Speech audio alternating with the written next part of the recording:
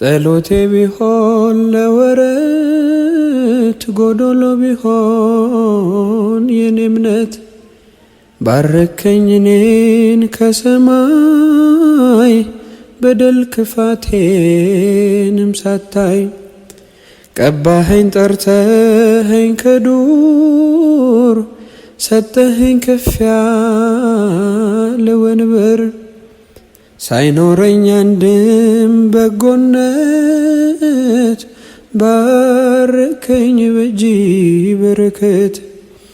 እኔ አንተ ቤት እኔ አንተ ፊት የምቆም ሰው አይደለሁም፣ ግን ፍቅር ነህ ለዘላለም የሚመስል ማንም የለም።